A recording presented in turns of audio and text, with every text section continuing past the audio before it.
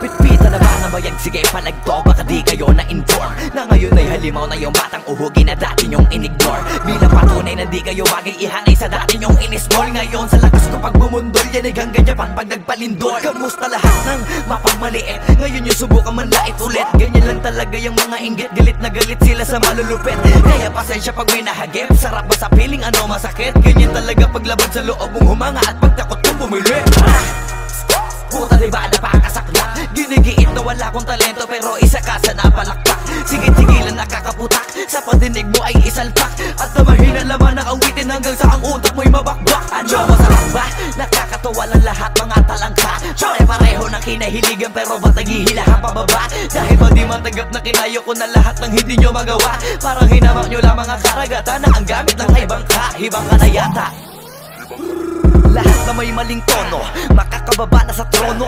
Handa naman akong pakinggan kayo, wag nyo lang ako gawin bobo. Bueno, eto na ang malinaw na sagot ko sa napakalabong tanong kung bakit ako sumusulot o papatunayan na hindi ako patabon. Alam nyo ba yun? Malamang hindi kasi hindi kayo alisto. Sa sobrang bulag nyo sa katotohanan, lahat kayo ay pinanisko. Hindi na uso dito palawakan ng koneksyon, kundi ka isasabi sa malabong makakuha ng atensyon. Hindi ako nakipag-unahan pero bakit ako nasa harapan? Samantalang yun nakipagtulakan sa likuran, sila pa ang napag-iwanan. Ako ba ang dapat na alisin? O baka di pa di napansin? Kung totoosin ay mas malagin mo o galing palagi nagmamagaling. Lokohin nyo lelang nyo, wala na kayong mauulol pa.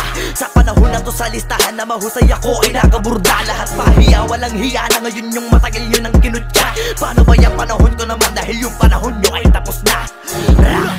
Ang mundong to'y lunod sa inggit, puro linta ko magsisipsip. Kapag may bago na ko, ang timano tingin na agad nagsusumiksik. Kaso iba ko pag may nakita ko, meron na agad ako na bagong plano kung paano maglaho yung taong ayaw mag-iba. Yung papalitan ko na ng bago.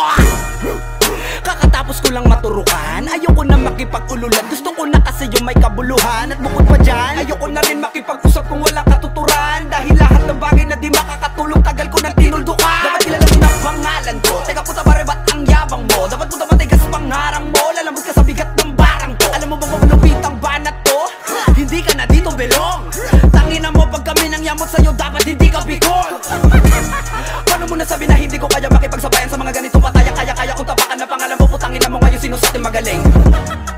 Isang bahing para sa mga praneng. Hanggat wala akong nakikitang duguan, wala akong sasantuhin. Thank you for watching.